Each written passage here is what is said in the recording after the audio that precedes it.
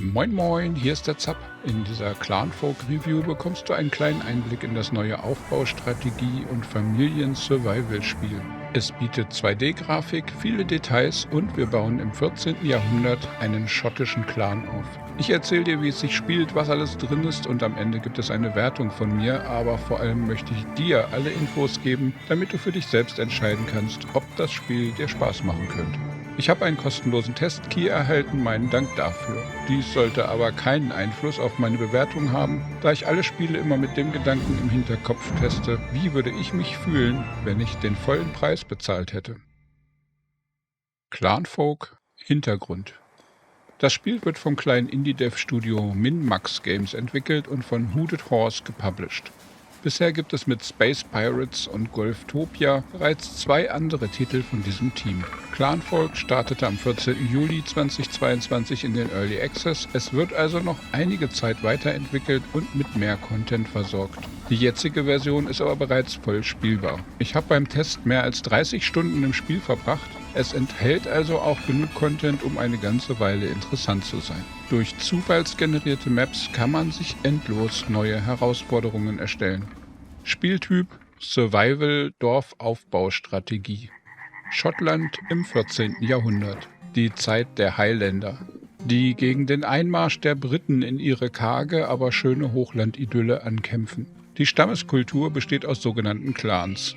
Dies sind Sippen, die mit eigenen Regeln, Wappen, Mottos und sogar Stofffarben ihrer Kilte für eine gemeinsame Sache einstehen. In Clanfolk beginnen wir das Spiel als ein solcher neu gegründeter Clan. Eine kleine Familie, bestehend aus Oma, Opa, Mutter, Vater und 3 Kindern, sitzen im schottischen Hochlandregen auf einer Wiese. Und man kann sagen, sie haben keine Ahnung von dem, was sie da tun. Denn alles, was man zum Überleben braucht, müssen sie erst noch lernen und erforschen. Aufbau-Survival in 2D, ein wenig wie in RimWorld, auch vergleichbar mit der 3D-Konkurrenz von Going Medieval. Mal schauen, wie gut sich Clanfolk hier schlägt. Das Spiel ist komplett Echtzeit, mit Tag- und Nachtwechsel, Wetter, Jahreszeiten, Temperaturberechnung, Hunger, Durst, Krankheiten. Echtzeit, aber es gibt 4 Tempostufen und eine Pausenfunktion. Wir beginnen also mit einer kleinen Sippe. Unsere mutigen Schotten müssen erstmal die einfachsten Dinge herausfinden. Überlebenswichtiges Wissen fehlt und muss schnell erkundet werden. Wie baut man Werkzeuge? Wie kann man Fische fangen oder Gras mähen? Und es dauert ein paar Tage, ehe wir einfache Schlafmatten und eine winzige Hütte errichten können. Nach und nach hangeln wir uns durch einen komplexen Technikbaum mit 250 verschiedenen Wissenspunkten. Diese schalten Werkzeuge, Werkbänke, Waren oder Aktionen frei. Es beginnt mit einfachen Dingen wie einer Steinsichel zum Grasmähen oder einer Schlafmatte aus Stroh. Und irgendwann können wir komplexe Essen mit Brot aus gemahlenem Mehl oder Eisenpicken zum Abbau in Minen herstellen, Tierzucht perfektionieren und Handel mit anderen Clans treiben. Doch bis dahin ist es ein weiter Weg. Es gibt keine Feinde, keinen Krieg und keine gefährlichen Tiere, die unser Leben bedrohen, aber trotzdem ist das pure Überleben durch Hunger, Krankheiten und Kälte im Winter bereits gar nicht so leicht zu meistern. Das Ziel des Spiels ist, eine perfekte Siedlung aufzubauen und mit den Nachbarn gute Kontakte zu knüpfen, Gäste zu beherbergen und mit Produktion und Handel Reichtum anzuhäufen. Gameplay, Sammeln, Crafting und Survival. Es beginnt einfach mit Heumähen, Aale in einer Reuse fangen oder Steine und Stöckchen sammeln. Aber nach einiger Zeit stehen uns Dutzende Werkbänke zur Verfügung, an denen wir wiederum Dutzende verschiedene Gegenstände herstellen können. Fast alles kann abgebaut und auf Lagerflächen am Boden oder später in speziellen Kisten und Schränken gehortet werden. Zumindest solange unsere Familie Zeit dafür findet. Denn die Tage sind schnell vorbei, wenn die Wege zu den Bäumen und zum Berg immer länger werden und auch der Aufwand fürs Handwerk und die Logistik in der Siedlung immer komplexer wird. Eine der größten Herausforderungen dabei ist die Optimierung der Laufwege und die Lagerung der vielen Rohmaterialien, Zwischenprodukte, Kleidung, Essen und Werkzeuge. Je nachdem, wie gut man dies gemeistert bekommt, wachsen die Vorräte oder unsere Leute sind mehr mit Herumlaufen beschäftigt und irgendwann, spätestens im richtig knackig kalten Winter, verhungern oder erfrieren sie dann. Vielleicht ist entweder nicht genug Wäsche zum Anziehen verfügbar oder das Brennholz geht uns aus. Weitere Gefahren sind, dass die Leute verdursten, weil der Teich zugefroren ist und wir leider nicht rechtzeitig gelernt haben, wie man Tonkrüge herstellt. Die braucht man, um das Eis vom See zu kratzen und am Feuer aufzutauen, um Trinkwasser zu bekommen. Mit fast jeder neuen Technik werden die grundlegendsten Gefahren etwas weniger gefährlich. Aber im Austausch wird der Organisationsaufwand größer und die Gefahr, dass wir irgendwo in den langen Warenketten plötzlich Lücken oder ein Ungleichgewicht bekommen, steigt stattdessen. Und dann müssen wir auch noch Überschüsse erzeugen, damit wir Gäste beherbergen können. Denn diese bringen klingende Münze in die Kasse und diese Währung brauchen wir dringend, um von reisenden Händlern fehlende Waren oder Zuchttiere für den Hof zu kaufen und um später Tagelöhne anzuheuern. Neben Hühnern, Schafen, Ziegen, Schweinen gibt es auch Rinder und alle haben eigene Erzeugnisse, die sie zum Leben unserer Familie beisteuern, wie Wolle, Leder, Eier, Fleisch etc. Gameplay Welt. Clanfolk bietet derzeit keine Kampagne. Es gibt einen Zufallsgenerator mit 3 unterschiedlich schweren Vorgaben, wo wir Mengen von Wald, Wiese, Berg, Tierwelt und Wasser wählen können, was etwas andere Herausforderungen erzeugt. Die Welt von Clanfolk besteht aus einer platten Karte. Große Wiesen mit verschiedenen Grassorten, Seen, flache Erzvorkommen, Bäume und ein paar wilde Tiere wie Füchse oder Hasen. Viel mehr gibt es nicht. Ich vermisse richtige Berge, Täler, Höhlen, die fehlen. Aber die Tücken liegen hier im Detail. Wenn unsere Hütte zu weit von den Steinhaufen, in denen auch Eisenerz vorkommen kann, oder vom Teich entfernt liegt, werden wir sehr viel Zeit mit Pendeln zwischen den Abbauorten und unserem Zuhause vergeuden. Und sind in der Nähe kaum Bäume oder Obstbüsche vorhanden, sorgt dies schnell für fiesen Mangel. So ist allein die Wahl unseres Startpunktes bereits eine der wichtigsten strategischen Entscheidungen. Aber alle Tiere sind friedlich, keiner der anderen Clans wird uns angreifen. Waffen, Krieg und Zerstörung durch Fremde gehören also nicht zu den Problemen unserer Schottenfamilie. Clanfolk ist ein komplett pazifistisches Spiel derzeit. Friedliches Aufbauen und Siedeln ist angesagt, aber das ist aufgrund der schweren Umweltbedingungen trotzdem eine Herausforderung. Zumindest am Anfang, aber dazu mehr im Fazit. Technik, Grafik, Sound. Clanfolk wird mit der Unity Engine entwickelt, dies sorgt für eine stabile Basis und brauchbare Performance. Auch auf Mittelklasse-PCs kann man das Spiel mit vollen Details spielen, ohne Ruckler, und wenn man in den Optionen ein paar einfache Einstellungen runterdreht, wird es wohl auch auf kleinen Systemen laufen. Auf jeden Fall ist es im Test bei mir auf 2 unterschiedlichen PCs absolut absturzfrei gelaufen. Auch im Spielablauf sind mir keine wirklich groben Fehler aufgefallen. Hier ist Clanfolk also bereits zum Early Access Start ein rundes Produkt. Die Grafik sehe ich als zweischneidiges Schwert. Auf der einen Seite ist sie schlicht und da es nur eine einzige Ebene gibt, ist auch in komplexen Siedlungen jederzeit alles leicht zu überblicken. Die Figuren sehen für mich leider bisher noch sehr simpel aus. Dass die Einwohner nicht mal richtige Arme und Beine haben, war zumindest zu Beginn schon abschreckend. Nach einiger Zeit habe ich mich aber daran gewöhnt. Die Vertonung ist für meinen Geschmack irgendwo zwischen ausreichend und mittelmäßig angesiedelt. Sehr viele Handlungen, Produktionsschritte und Ereignisse haben eigene Geräusche. Es gibt ein paar Ambiente-Sounds wie quakende Frösche oder Vogelschwärme, auch wenn man beides nie sieht.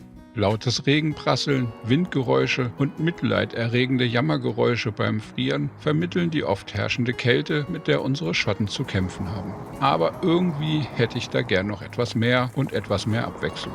Clanfolk ist in 14 verschiedenen Sprachen verfügbar, die alle keinerlei Sprachausgabe haben. Aber das braucht es meiner Meinung nach auch nicht.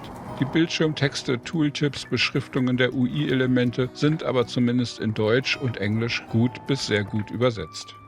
Clanfolk-Test, Meinung und Fazit.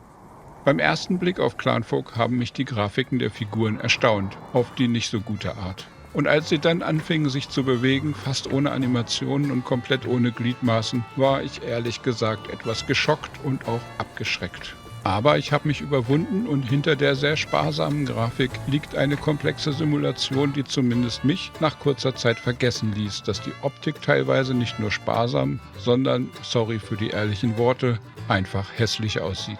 Außerdem zeigen viele Konkurrenten, dass sowas auch mit einfachen Mitteln besser geht. Wie zum Beispiel Going Medieval, das ich auch sehr gerne spiele und das ich ebenfalls im Review hatte, Link siehe unten. Dort zeigt ein anderes Indie-Dev-Team, dass man ein solches Spielprinzip auch in komplettem 3D und mit zahlreichen Stockwerken simulieren kann. Nach einigen Stunden Eingewöhnung habe ich mir hier irgendwie mehr gewünscht. Die Welt ist für meinen Geschmack zu flach, zu wenig Abwechslung und 3D-Grafik oder zumindest mehrere Ebenen mit Treppen, Keller und Dachgeschoss wäre wirklich eine echte Bereicherung gewesen. Vielleicht kommt hier ja im Laufe der nächsten Monate noch etwas mehr Tiefe ins Spiel, aber leider konnte ich bisher keine Roadmap für das Projekt finden, sodass momentan nicht klar ist, was für die Zukunft noch geplant ist. Ein Punkt, der mir etwas aufstieß, ist, dass teilweise die mittelalterlichen Begriffe für einige Geräte verwendet werden. Dies sorgte, zumindest für mich, für ein paar Verwirrungen. Das ist eventuell von der Historie her gut, sorgt aber halt bei Spielern, die nicht so tief in der Thematik drinstecken, eher für Einstiegsprobleme. Schmelze wäre leichter zu verstehen als Rennofen, auch wenn das zweite historisch korrekt ist. Und bei Begriffen wie Brose, Escher, Blöße oder Entfleischer konnte ich mir nicht immer sofort vorstellen, was das ist und wozu man das braucht, ob es ein Werkzeug, ein Material oder etwas zum Essen sein soll. Vermutlich ist dies speziell nur für die deutsche Übersetzung zutreffend, aber hier wurde etwas zu tief in der Fachbegriffekiste gewühlt.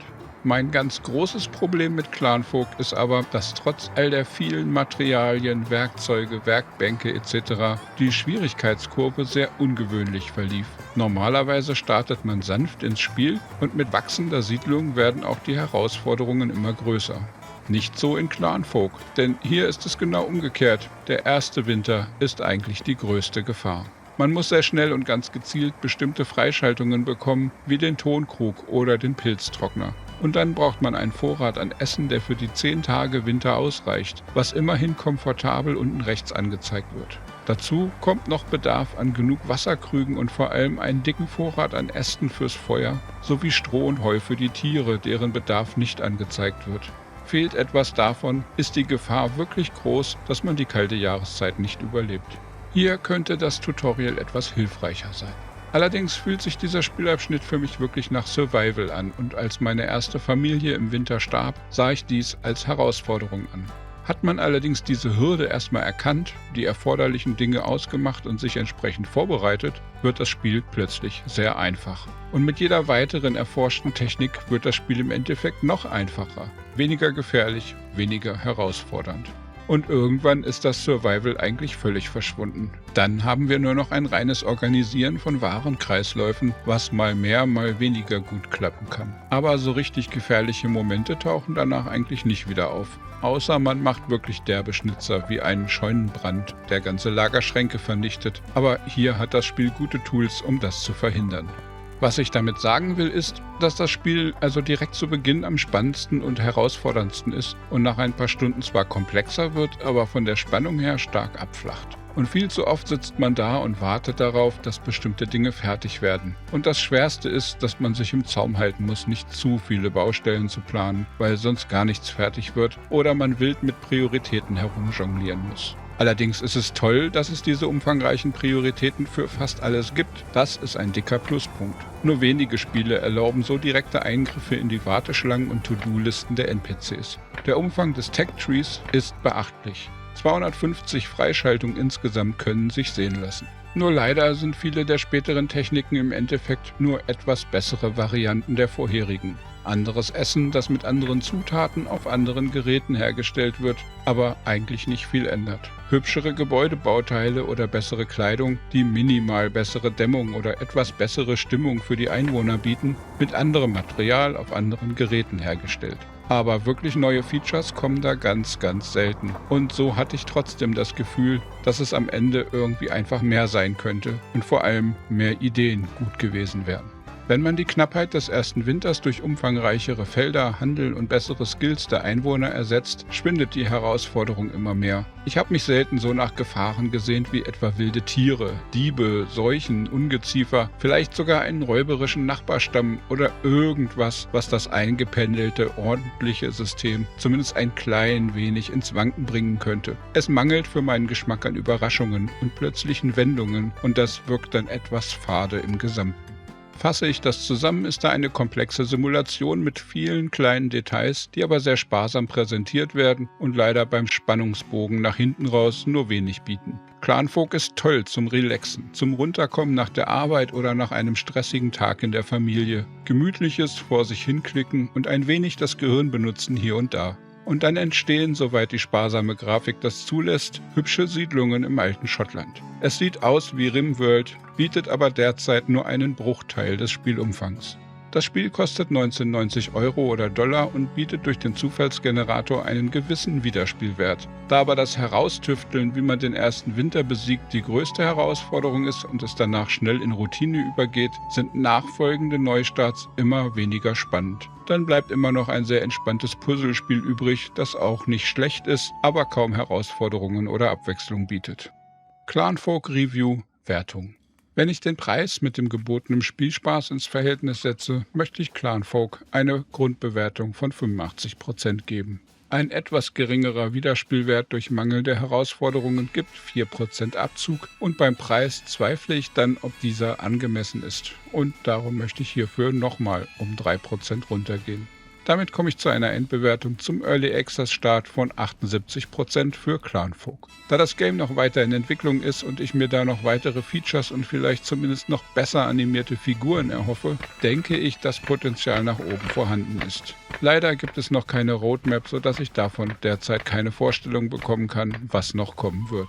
Magst du gern Schotten- und Survival-Tode im Winter? Oder sind platte, kaum animierte 2D-Figuren und viele Upgrades ohne wirkliche Neuerungen nichts für dich? Schreib mir gern deine Meinung in die Kommentare oder im Community-Discord unter zapzock.de/discord. Mehr Gaming-News, Spiele-Reviews und Guides findest du auf dem YouTube-Kanal oder unter zapzock.de. Daumen klicken, abonnieren und mit Freunden teilen kann bestimmt nicht schaden und dann wünsche ich dir einen tollen Tag. Ciao, ciao, dein Zap.